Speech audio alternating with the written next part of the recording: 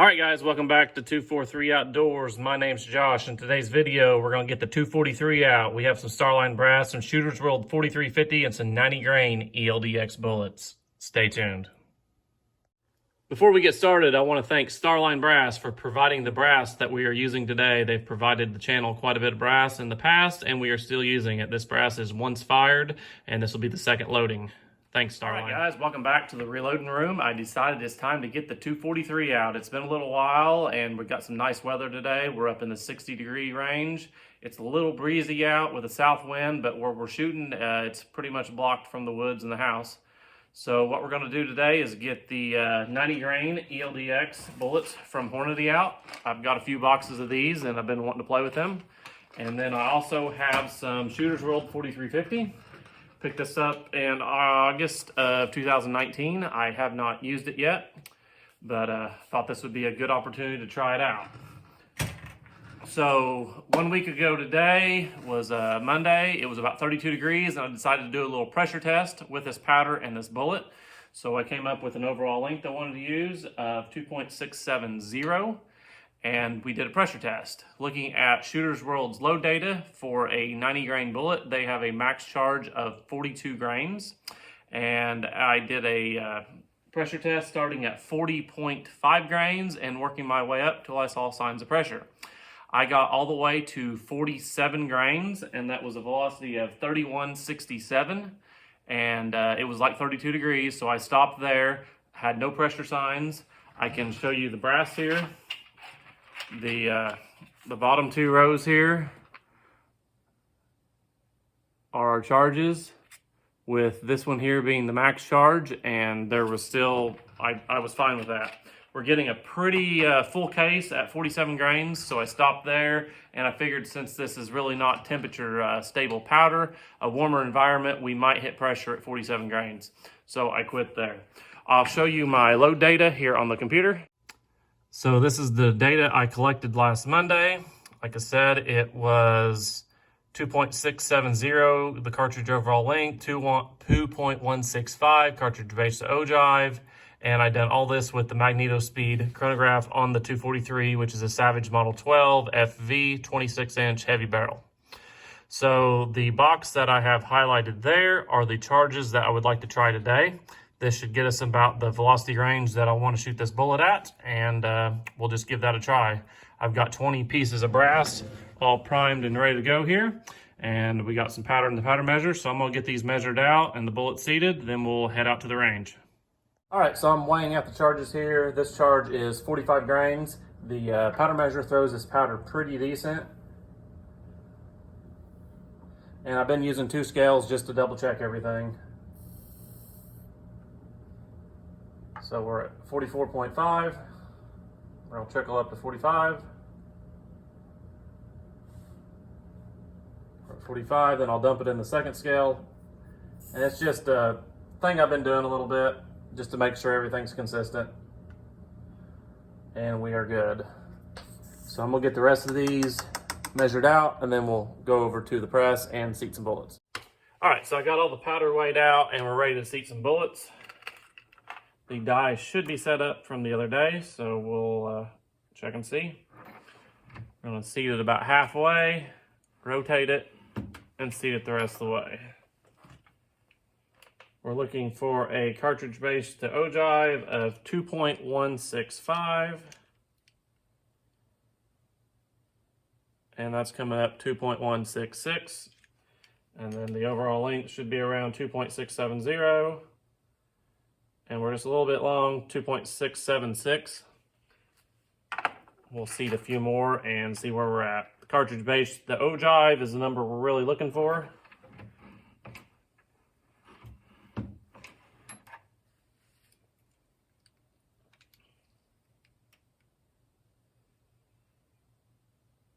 .168.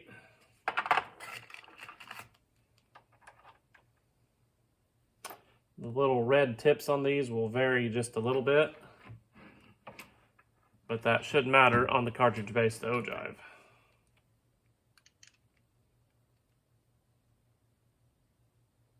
And that's coming in 2.168. We may just dial this down just a little bit more.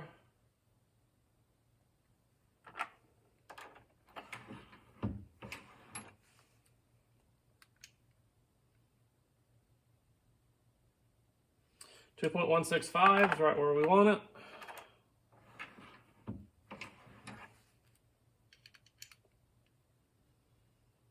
.165 right where we want it.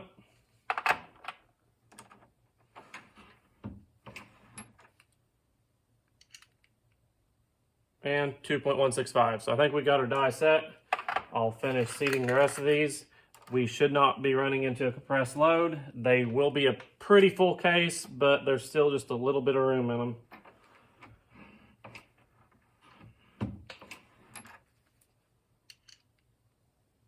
So we're good. I'm gonna seat the rest of these and then we'll see you out on the range. So as most of you know, my bullet of choice for the 243 is the Sierra Game Changer 90 grain tip Game King. And this is an excellent bullet. I load it with H4350 and it's a sub half minute round all day long. Shoots excellent.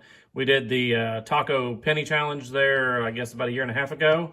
And that's the round I used. And we were picking, what we do, 6 out of the 7 pennies at 100 yards. So it's a very good shooter. So, however, this round is hard to find. A couple years ago, I was looking for some and I couldn't find any. However, I come across the 90 grain ELD-X and I think I got 3 boxes of these picked up. So there's a little bit of difference in these. I'll put a picture of them on the screen side by side. As you can see, the ELD-X has a longer bearing surface. However, the Game Changer has a longer boat tail. The Game Changer is a 1.165 overall length compared to the ELD-X at 1.112 overall length. The bullet base, the ogive for the 90 grain Game Changer is 0.589 and the ELD-X is 0.603. So they're similar, but there are some differences in them. So we're going to shoot them today, see how they do. We're not using H4350. We're using the Shooter's World 4350. It's a little bit slower burn rate than the H4350, but I think in this 243 class, that'll be a pretty good powder to try. So, all right, here is our setup, the Savage Model 12 FV 243. It's 26-inch heavy barrel with the SWFA fixed 20 scope. We have target set up at 100 yards. We have everything out here. I will give you a view through the spotting scope. It is currently 64 degrees with about a 17-mile-an-hour wind. However, the wind is out of the south and we are shooting north. We have a pretty good wind block. When I walk down there, it's just slightly breezy down there. I can see just a little bit of ripple on the pond, so it shouldn't be too bad for shooting. All right, here we go. 5-shot group starting with 44.5 grains.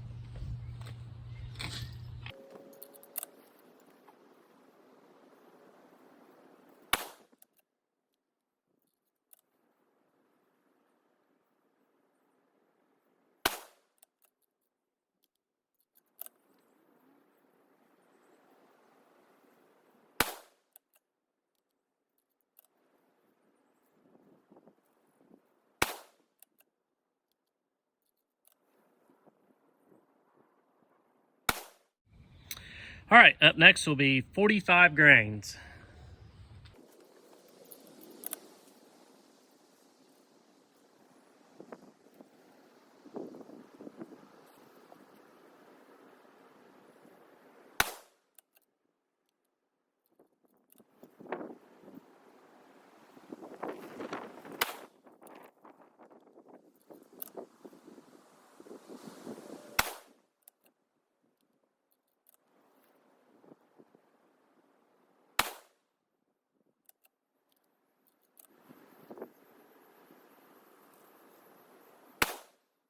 Group opened up just a little bit, looks like probably an inch, maybe just a little bit more. So that's 10 rounds to the gun, and we're going to let it cool down for just a minute or two, then we'll continue. All right, up next will be 45.5 grain Shooter World 4350.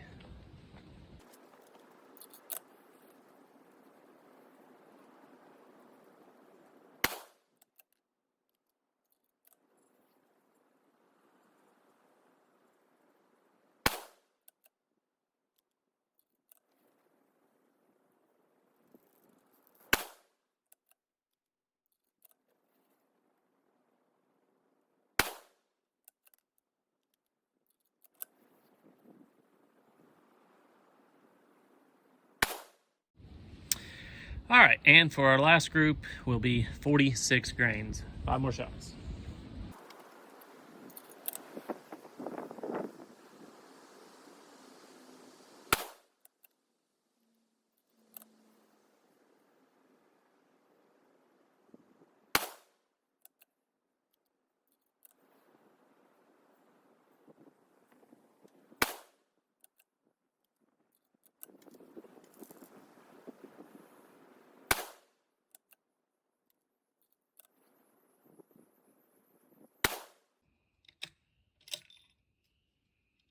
All right, we'll run down the range, retrieve our target, get it all measured out.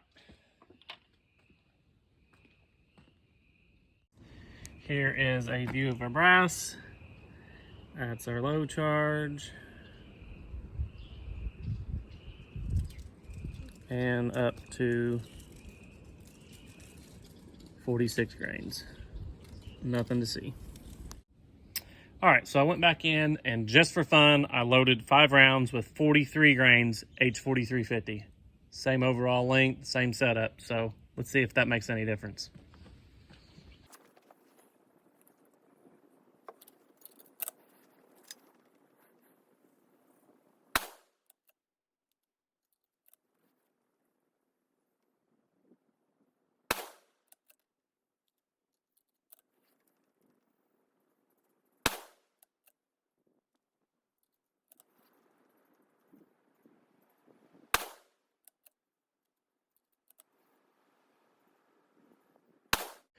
All right, so here are today's results. Our first charge was 44.5 grains. We had a 0.913. Pretty nice little group there. So we went up to 45 grains and pretty much repeated itself. It's just a little bit larger group at 0.983. Went up to 45.5 grains. Our point of impact looks like it went a little bit lower, and our group was 1.404. And 46 grains is about exact copy of that, 1.487, with it favoring a little bit low. So when I got done shooting that, I decided I'd load up 5 rounds with some H4350. So this is 43 grains, and it shot pretty much about like it did with the Shooter's World 1.667. However, there are 3 kind of grouping in the middle. I think that was the 2nd, 3rd, and 5th shots that were in the middle. That I don't know if it's this bullet or what, or if it's the powder, but I was expecting probably a little bit better results today. I was hoping we could keep everything under an inch, and it turned out just our shy of an inch was the best groups of the day. So might have to explore this bullet with some H4350. I don't know, I got quite a bit of it. I just don't want to waste it, but I really like my 90 grain Sierra Game Changers, and I think 43 grains is the charge I use for it. It's a very good shooter, so this combination today just didn't quite turn out as good as I hoped, but you never know till you find out. So that's going to wrap up today's video. Hope you guys found it interesting. Any questions, leave it in the comments. And until next time, we'll catch you later.